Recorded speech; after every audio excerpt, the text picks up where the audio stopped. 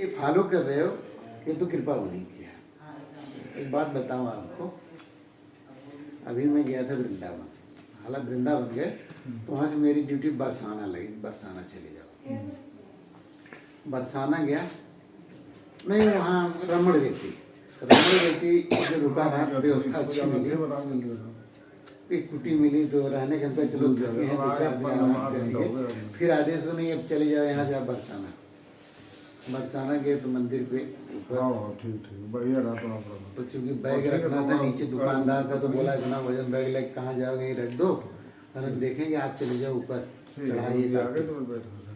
तो सोचे कि बैग देखेगा तो कुछ तो उसको देना भी चाहिए, क्योंकि आप क्या इसका देखने के लिए बोले कुछ नहीं लेंगे, हार फूल कुछ खरीद लो। तो उसने फूल का हार दिया 50 रुपए में और कुछ प्रसाद वगैरह दिया, बोला आप चले जाओ ऊपर। में गया तो राधा जी के मंदिर ऊपर गया, एक कोने बैठ गया, पुजारी वहाँ भीड़ लगे, पुजारी को हम सब्जी इधर हम भी दे दिए, हमको भैया जो चढ़ता चढ़ा देना।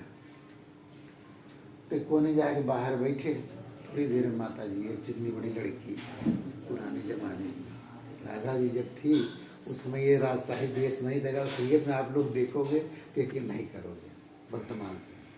वो भागी भागी आए, वही माला पहने, तो जस्ट हमारे सामने आए, वो आने के बाद में बाएं जाने बसे बैठ गई और दोनों पैर से गलती बलती लगा।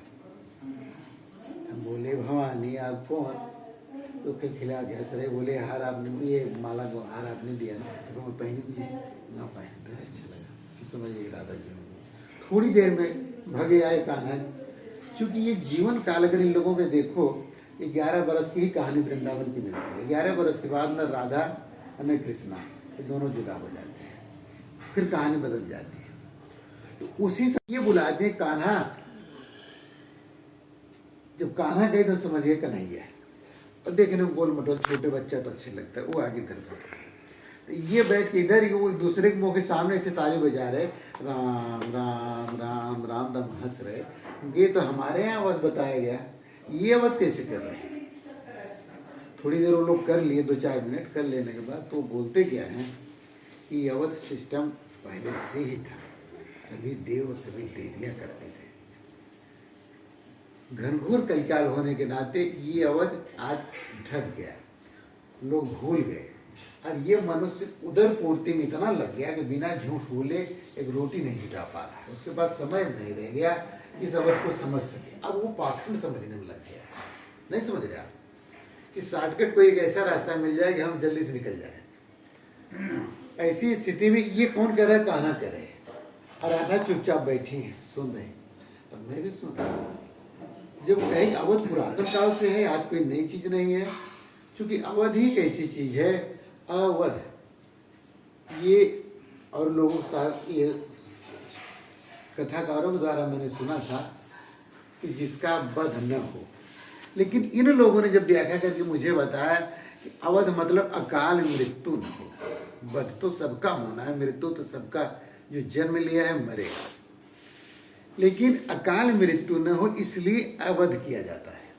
अवध का अर्थ ये बताएं, और कथाकारों ने से मैं सुना था कि जिसका वध न हो सके उसे अवध कहते हैं, बराबर।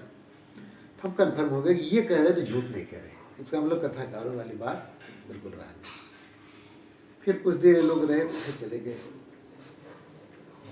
हम भी उठे चल दिए, क्योंकि चलो ये 2 लोग आए, इसीलिए हो सकता है ऊपर वाला भेजा था कि इन लोगों से मिल लो। अवध क्लियर हो गया, मैं चला आया नीचे, आने के बाद बताई चले जाओ गोवर्धन, आदेश को गोवर्धन गए।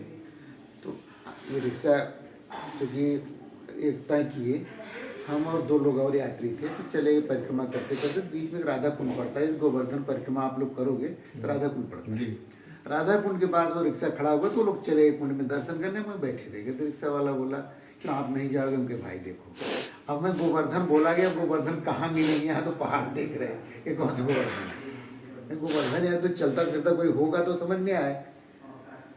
तो बोले ठीक है आप बैठे रहो, अभी वो लोग समय लगेगा आधा घंटा, तब तक हम आते हैं घूम के। उनके जाओ।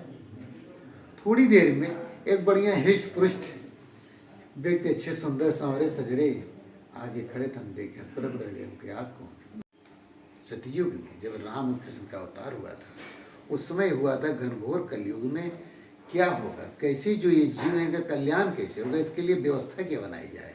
ये व्यवस्था पहले से ही सुनिश्चित थी कि कोई ऐसा उपाय मार्ग हेरा ढूंढा जाए कि आदमी शॉर्टकट में, चूँकि थोड़े से जीवन में आज मान लीजिए ज़्यादा ज़्यादा कोई जी रहा है तो बहुत बड़ा भाग्यशाली है तो 100 साल, उसी समय उसको उधर पूर्ति, जीवन यापन, व्यवहार जगत का ये सब निभाना है, पारिवारिक जिम्मेदारी निभानी है, और उसी में अपने को तरल तारण की व्यवस्था करना है, भगवत धाम को जाने की भी व्यवस्था करना है। ऐसे में वो करे क्या, तो ये सुनिश्चित पहले हो चुका था।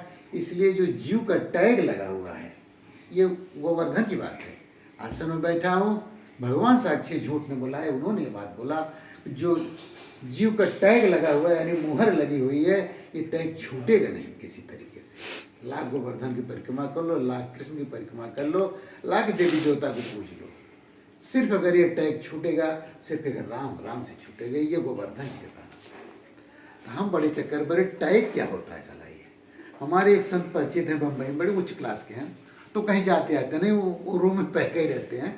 हम फोन तुरंत लगाए, उनके बात किए, उनके महाराज ये गोवर्धन जी सामने, वो टैग बताए थे, टैग क्या होता है। अरे कहाँ यार, संसार के आवागमन में जो फंसा हुआ है उसी को टैग कहते हैं। ये आवागमन में मनुष्य लगा हुआ है, जन्म लेता है, उधर पूर्ति के चक्कर में जीवन समाप्त हो जाती है, मर जाता है, फिर जन्म लेता है, मरता है, जन्म लेता है। ये जो चक्कर जीव का लगा हुआ है वही ये छूटे कैसे, ये टैग है। हम समझ गए। फिर उसके बाद वो तो चले गए, मैं दिमाग में ये सोचते चला ये कैसे छूटेगा, ये राम राम से ये कह रहे छूटेगा।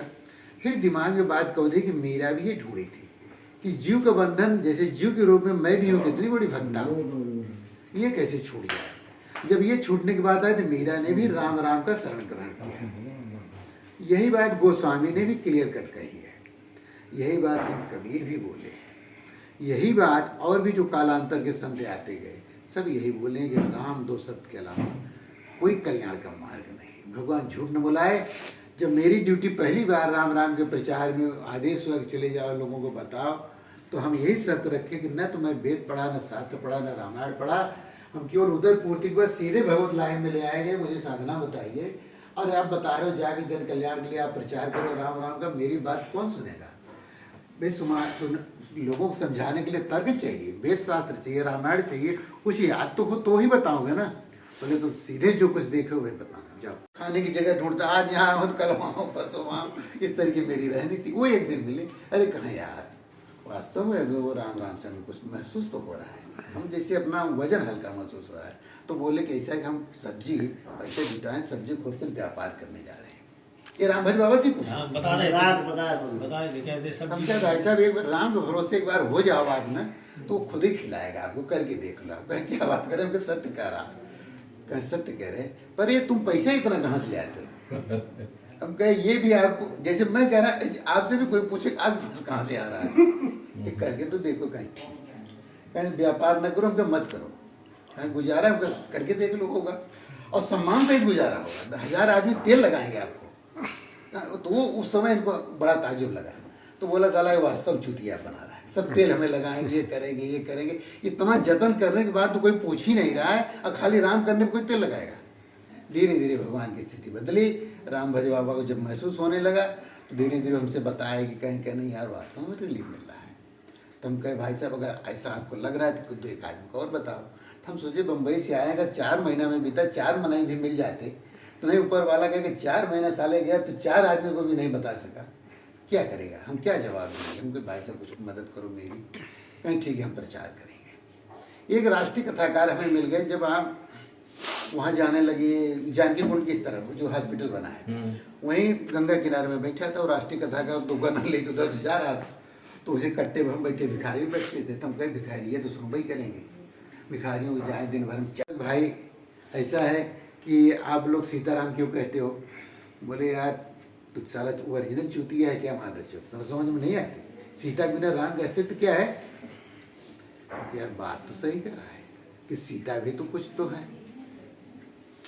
परिक्रमा करते करते किसी का और न बोले डर के मारे, तो ललितपुर के 2 वहाँ भक्त जा रहे थे घूम के दर्शन करके। तो उनको हम मिले रास्ते में। समझे भाई साहब आप कितने साल से आते हो। कहा 40 साल से आते हैं। मुझे क्या मिला है। मिला तो यार कुछ नहीं, 40 साल से चक्कर लगाए। हमके मेरा कहना मानोगे क्या? कहे बहुत बताओ। हमके आप राम राम कहो और मैं फ़ोन नंबर देता हूँ और ये बढ़त 100 रुपया देता हूँ। कहे मैं भिखारी हूँ क्या? तुम्हारे 100 रुपये ज्ञान पहले रखे, फालतू बातें करता है। हम बड़ा दुखी है। हमके ऐसी जगह मुझे भेजा गया कि मेरी बात तो कोई सुन नहीं रहा, अब पैसा दे रहा है वो ले नहीं रहा, उल्टा गाली दे रहा है मैं भिखारी हूँ क्या? तो भिखारी, हम कहे भाई साहब भिखारी को तो नहीं दे रहा, आपको दे रहा। अब 40 साल से कुछ नहीं पाए इसलिए मैं दे रहा, कहीं 100 रुपये से कुछ हो जाएगा। तो उसके साथ 3 आदमी थे, वो 3 तो नहीं लिए, तो 1 लिया। बोला क्या होगा? केवल राम राम करना है। कहीं ठीक है, जो कुछ होगा सब मिलेगा, करके देख लो फ़ोन नंबर हम। अच्छा, मुझे बताया भी गया था कि आप बढ़त बांटना, जब ये बढ़त जिसको दे दोगे उसकी आर्थिक, सामाजिक, आध्यात्मिक, राजनीतिक सब में परिवर्तन आएगा। तो हम कहे इतना पैसे हमारे पास आएंगे कहाँ हम देंगे? है तुम देना तो शुरू करो, ऊपर से आदेश आए तुम बांटना शुरू तो करो, तुम्हारे पास आता रहेगा। चलो, जो कुछ पैसा वहाँ से मिला था 25 पैसा चल लेके आए थे, वो यहाँ बैठे, कुछ खाने में तो गया, कुछ रहने की जगह अपनी नहीं थी, जहाँ 10-5